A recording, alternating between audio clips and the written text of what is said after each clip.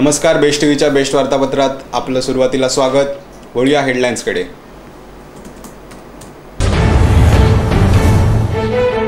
अर्थसंकल्पात कोकणवासियांना दिलासा, अलीकडच्या काळातील सर्वाधिक तरतुदी पर्यटन विकासासाठी प्रयत्न। साखरपा बाजारपेठेतील वीज खांब धोकादायक। किनाऱ्यावरचे शिलेदार आले धोक्यात।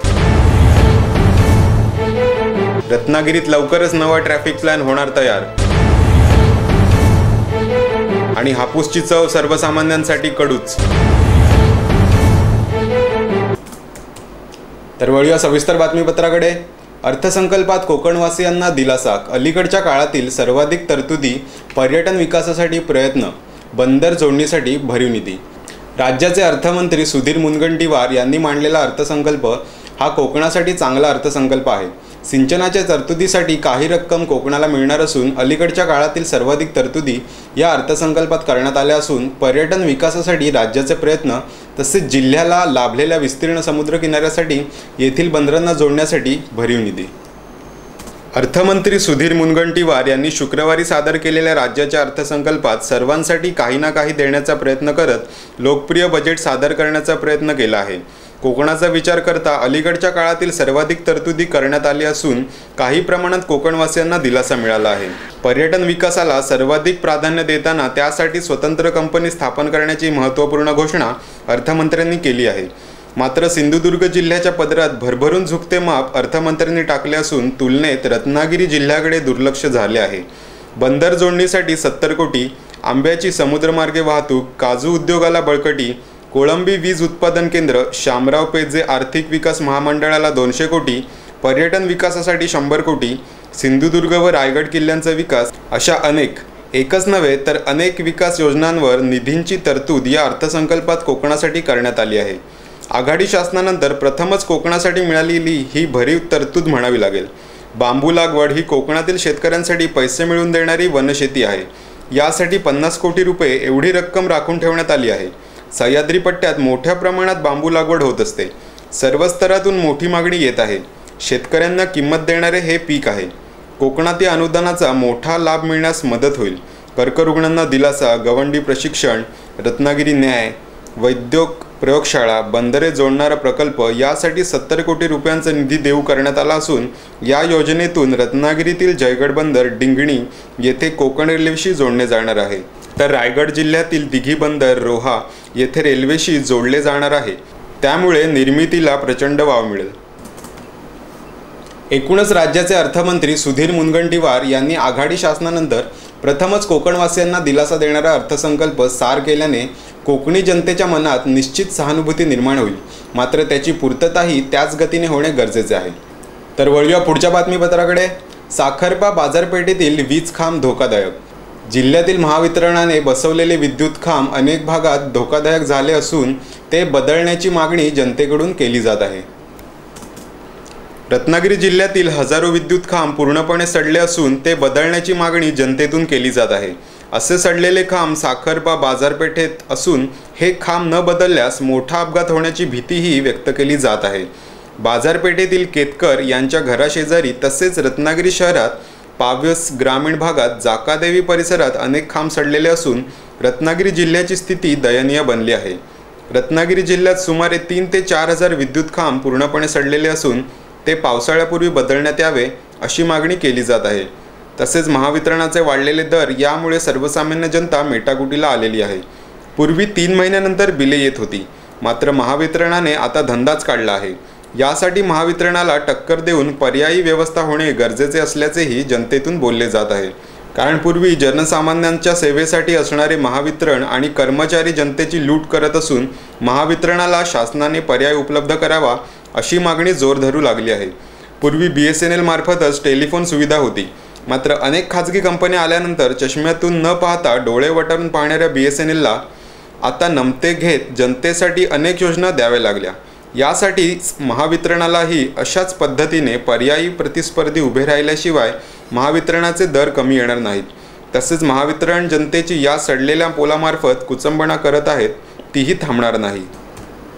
महावितरणाने त्वरित सोडलेले पोल बदलावे, तसेच या महावितरणाच्या विद्युत कारभाराला टक्कर देणारी दुसरी खाजगी कंपनी निर्माण व्हावी आणि तरच वाढणारे विजेचे दरही आटोक्यात येतील। तर वळूया पुढच्या बातमीकडे। किनाऱ्यावरचे शिलेदार आले धोक्यात। रत्नागिरी जिल्ह्याला विस्तीर्ण असा समुद्र किनारा लाभला असून त्यावर अनेक कांदळवने ताठमानेने उभी आहेत। हेच खरे जिल्ह्यातील शिलेदार असल्याचे पर्यावरण तज्ज्ञांनी व्यक्त केले आहे। रत्नागिरी जिल्ह्यातील अनेक ठिकाणी खाड्या पसरलेल्या असून त्यामध्ये असणारी कांदळवन आणि खारफुटी यामुळे हा परिसर गर्द झाडीचा जाणवतो। खारफुटी खूपच वैशिष्ट्यपूर्ण असून तिथे इतर कोणतेच वृक्ष तग धरू शकत नाहीत। अशा दलदलीमध्ये खारफुटी जोमाने वाढते। खारफुटी ही काही एक वनस्पती नाही। समुद्रांच्या लाटांच्या थेट माऱ्यापासून सुरक्षित दलदल असलेल्या भरती ओहरटीच्या रेषांदरम्यान वाढणाऱ्या वृक्ष आणि समूहाला खारफुटी नावाने ओळखले जाते। दंतमंजनामध्ये वापरली जाणारी मिसवाक ही खारफुटीची संलग्न प्रजाती आहे। खारफुटी अतिशय कठोर अधिवासात वाढतात। यासाठी खारे पाणी असते। पाण्यामध्ये मोठ्या प्रमाणाचा गाळ असतो। तसेच या ठिकाणी प्राणवायू देखील कमी प्रमाणात असतो। खारफुटीची पाने पानामध्ये मीठ साठवून ठेवतात। जेव्हा ही पाने गळून पडतात तेव्हा हे मीठ झाडापासून वेगळे होते। काही खारफुटीमध्ये पानाच्या खालच्या बाजूला छोट्या कणांच्या रूपाने मीठ बाहेर टाकले जाते। खारफुटीचे किनाऱ्यावरील महत्त्व अतिशय महत्त्वाचे असून किनारपट्टीवरच्या माणसांच्या वस्त्यांना खारफुटी समुद्री वादळ चक्रीवादळापासून संरक्षण पुरवतात। भरतीच्या काळात अतिप्रमाणात खारं पाणी खाड्यांमध्ये येण्यापासून रोखतात। मात्र आता ही खारफुटी हळूहळू संकटात सापडू लागली आहे। या खारफुटीच्या जंगलामध्ये अनेक मासे पक्षी एक सुरक्षित जंगल म्हणून या खारफुटीकडे पाहिले जाते। एक प्रकारे खारफुटी ही किनाऱ्यावरचे शिलेदारच आहेत। खारफुटी हे किनाऱ्यावरचे शिलेदार असून अनेक ठिकाणी त्याची तोड केली जात आहे। याला शासनाने आणि जनतेने वेळीच आळा घालावा, अन्यथा अशा लाकूड तोडांवर कठोर कारवाई करावी अशी मागणी पर्यावरण प्रेमींकडून केली जात आहे। तर आपण इथे घेणार आहोत एक छोटासा ब्रेकच्या पलीकडे पाहूया आपण विशेष घडामोडी।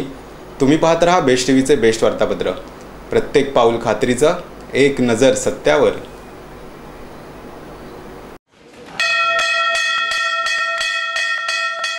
वंडर किड्स मराठा मंदिर ट्रस्ट संचालित रत्नागिरीच्या मध्यवर्ती शांत परिसरात वसलेली इंग्रजी माध्यमाची शाळा वंडर किड्स।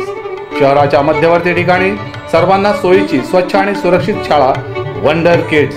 लहान मुलांच्या आवडीचे रंगसंगती असलेले आकर्षक मोठे वर्ग, ज्यामध्ये मुलांना देणार आहोत विविध ॲक्टिव्हिटीज, इनडोर आणि आउटडोर विविध स्पोर्ट्स, गेम्स आणि खेळणी सुद्धा। वयानुसार मुलांना बौद्धिक शिक्षण देणारे आणि त्यांच्या बुद्धीचा विकास करणारी प्रणाली म्हणूनच आम्ही देत आहोत उच्च शिक्षित शिक्षक वर्ग। भविष्यातील प्रत्येक आव्हान स्वीकारणारी शिक्षण व्यवस्था, कला, क्रीडा, विज्ञान आणि शिक्षण यामध्ये प्रावीण्य मिळवून प्रत्येक विद्यार्थ्याला प्रशिक्षित करणे हेच आमचे ध्येय। सामान्य विद्यार्थ्याला गुणवंत आणि गुणवंतांना बुद्धिमान बनवण्यासाठी play group, nursery, KG, senior KG, पहिली आणि दुसरी वर्गासाठी प्रवेश सुरू। थोड्याच जागा शिल्लक, तर या, पहा आणि आपल्या पाल्यासाठी आजच प्रवेश निश्चित करा। आमचा पत्ता वंडर किड्स, जुना Malnaka, boarding road, Ratnagiri. Wonder Kids. तर ब्रेक नंतर आपलं स्वागत। रत्नागिरीत लवकरच नवा ट्रॅफिक प्लॅन होणार तयार। रत्नागिरी शहर लहान असल्याने वाढणाऱ्या वाहनांच्या संख्येमुळे येथील वाहतूक समस्या दिवसेंदिवस जटिल बनली आहे। त्यासाठी नगर परिषद आणि पोलीस यांनी नवा ट्रॅफिक प्लॅन तयार करण्याचा संकल्प केला असून त्यासाठी 1 महिन्याची मुदत दिली आहे। रत्नागिरी शहर हे अत्यंत लहान पण भरगच्च वस्तीचे शहर होऊ लागले असून या ठिकाणी वाढणाऱ्या रहदारीमुळे तसेच वाहनांच्या संख्येमुळे शहराचे रस्ते लहान पडू लागले आहेत। त्यामध्ये असणारी दुकाने रस्त्यावर आली आहेत। फुटपाथचा तर पत्ताच नाही। त्यातच रत्नागिरी शहरात असणाऱ्या आरक्षित पार्किंगच्या जागा अन्य इमारतींनी वेढलेल्या असून त्या जागा पार्किंगसाठी वापरल्या जाणे गरजेचे आहे। यावर रत्नागिरी नगर परिषद, पोलीस आणि लोकप्रतिनिधी आणि शहरवासी यांची महत्त्वपूर्ण बैठक नुकतीच नगर परिषद येथे घेण्यात आली। यावेळी शहरातील वाहतूक समस्या व वाहतूक कोंडी दूर करण्यासाठी चर्चा करण्यात आली। या बैठकीला अप्पर पोलीस अधीक्षक नितीश गट्टे, रत्नागिरी नगराध्यक्ष राहुल पंडित, रत्नागिरी शहर पोलीस निरीक्षक विनीत चौधरी, वाहतूक पोलीस निरीक्षक खान, ग्रामीण पोलीस निरीक्षक अनिल विभूते, नगर परिषदेचे मुख्याधिकारी अरविंद माळी यासह आरटीओचे अधिकारी, रत्नागिरी शहरातील व्यापारी महासंघाचे पदाधिकारी, रिक्षा संघटनेचे पदाधिकारी व विविध सामाजिक संस्थांचे प्रतिनिधी आणि शहरातील नागरिक यांची बैठक पार पडली। या बैठकीत वाहतूक समस्या सोडवण्यावर प्रामुख्याने चर्चा करण्यात आली। प्रथम पार्किंगच्या जागा खाली करून त्या ठिकाणी पार्किंगची व्यवस्था करण्यात यावी। तसेच रत्नागिरी शहरातील नगर रचनेप्रमाणे रस्त्याचे रुंदीकरण करण्यात यावे। ज्या ठिकाणी स्पीड ब्रेकरची आवश्यकता आहे तेथील स्पीड ब्रेकर टाकण्यात यावेत। तसेच वाहतूक कोंडी फोडण्यासाठी रामाळी ते मारुतीआळी येथील वाहतुकीचे मार्ग बदलण्यात यावेत। सिग्नल यंत्रणा सुरू नसल्याने वाहतुकीची कोंडी हात असल्याचे या बैठकीत सांगण्यात आले। ते सिग्नल सुरू करण्यात यावेत म्हणजेच स्पीड ब्रेकरची गरज भासणार नाही। तसेच या बैठकीत शहराच्या पार्किंग व्यवस्थेवरून गरमागरम चर्चा झाली। शहरात पार्किंगची व्यवस्था नसताना गाड्या पार्किंग करायच्या कोठे असा प्रश्न शहरवासियांसह नागरिकांनी उपस्थित केला। वाहतूक शाखेकडून गाड्या उचलल्या जातात, त्याचा नाहक भुर्दंड सर्वसामान्यांना भरावा लागतो। या विरोधात नगरसेवकांनीही प्रश्न उपस्थित केला। त्यानंतर शहराच्या सर्वांगीण विकासासाठी शहर वाहतूक आराखडा तयार करून तो नगर परिषदेपुढे ठेवण्यावर सर्वांचे एकमत झाले आहे। शहराची वाढणारी लोकसंख्या, वाढणारी वाहने यासाठी नगर रचनेप्रमाणे रस्त्याचे रुंदीकरण करून वाहतुकीचा आराखडा व पार्किंगची सुविधा निर्माण करण्यात यावी। तर वळूया पुढच्या बातमीकडे। हापूसची चव सर्वसामान्यांसाठी कडूच। फळांचा राजा हापूस आंबा म्हणून त्याच्याकडे पाहिले जाते। या हापूस आंब्याला असणारे हवामान सतत रत्नागिरी जिल्ह्यात बदलत असून काही प्रमाणात हापूस आंबा तयार झाला आहे। मात्र सर्वसामान्यांसाठी या हापूसची चव कडूच असल्याचे बोलले जात आहे। रत्नागिरी जिल्ह्यात हापूस आंबा शेतकऱ्यांची संख्या दिवसेंदिवस वाढत असून जागतिक बाजारपेठ मिळालेल्या हापूस आंब्याला मोठ्या प्रमाणात परदेशातून मागणी वाढू लागली आहे। मात्र पिकते तेथे विकत नाही अशीच वेळ या हापूसवर येऊन ठेपली आहे। सर्वसामान्यांसाठी हापूसची चव कडूच असल्याचे बोलले जात आहे। यासाठी कृषी विभागाकडून संशोधन होणे गरजेचे असून दापोली कृषी विद्यापीठ हे रत्नागिरी जिल्ह्यासाठी फक्त दिखावाच असल्याचे येथील शेतकऱ्यांकडून बोलले जात आहे। हवामानातील बदलावर येथील शास्त्रज्ञ तसेच कृषी विभागाचे अधिकारी कोणतीही माहिती उपलब्ध करून देत नाहीत। आंब्यावर पडणारे विविध रोग यामुळे हापूस आंबा नेहमीच संकटात आला आहे। ज्याप्रमाणे देश विदेशात विविध फळे, फुले यावर शास्त्रज्ञांनी वर्चस्व मिळवले आहे, त्याप्रमाणे मात्र हापूस आंब्यावर या शास्त्रज्ञांना आपले वर्चस्व काही गाजवता आलेले नाही। यामागे प्रामुख्याने हापूस आंब्याला लागणारे हवामान आणि फळ परिपक्व होईपर्यंत घ्यावी लागणारी काळजी याचा ताळमेळही कोकण कृषी विद्यापीठाच्या शास्त्रज्ञांसह देशातील शास्त्रज्ञांना करता आला नाही। आज जगामध्ये ज्या दिवशी फुले पाहिजेत त्या दिवशी ती फुले तयार होतात। ज्या दिवशी इतर फुले सीझन वाईज हवीत त्यावेळेलाच ती तयार केली जाऊ शकतात किंवा तयार होतात। त्यामध्ये केळी, सफरचंद, मोसंबी, संत्री, पेरू यांचा समावेश आहे। मात्र अजूनही हापूस आंबा शास्त्रज्ञांना हवा त्यावेळी हवा त्या सीझनला तयार करता आलेला नाही। म्हणूनच या हापूसला फळांचा राजा असे म्हटले जाते। आज युरोपमध्ये निर्यातीला प्रचंड वाव असून पुरेशा प्रमाणात हापूस आंबा उपलब्ध होत नाही। तसेच होणारा हापूस आंबा वेगवेगळ्या वजनानुसार होत असल्यामुळे त्यातून शेतकऱ्यांना मोठा तोटा सहन करावा लागतो। भविष्यामध्ये शास्त्रज्ञांनी एकाच वजनाचे, पातळ सालीचे आणि हव्या त्या सीझनला मिळणारे हापूस आंबे तयार करण्याचे तंत्रज्ञान विकसित करावे असे कोकणातून बोलले जात आहे। जगप्रसिद्ध भारतातील शास्त्रज्ञांनी हापूस आंब्याच्या वातावरणातील बदलामुळे होणारे नुकसान टाळण्यासाठी भविष्यामध्ये त्यावर संशोधन करून सर्वोत्कृष्ट हापूस आंबा निर्माण करावा आणि येथील जनतेला दिलासा द्यावा यासाठी भारत शासनाने प्रयत्न करणे गरजेचे आहे। तर या होत्या सविस्तर बातम्या। आता जाता जाता पुन्हा एक नजर ठळक घडामोडींकडे। अर्थसंकल्पात कोकणवासियांना दिलासा, अलीकडच्या काळातील सर्वाधिक तरतुदी पर्यटन विकासासाठी प्रयत्न। साखरपा बाजारपेठेतील वीज खांब धोकादायक। किनाऱ्यावरचे शिलेदार आले धोक्यात। रत्नागिरीत लवकरच नवा ट्रॅफिक प्लॅन होणार तयार।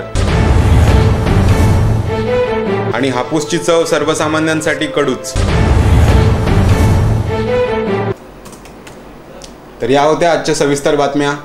ताज्या घडामोडींसाठी पाहत राहा फक्त बेस्ट टीव्हीचे बेस्ट वार्तापत्र। नमस्कार।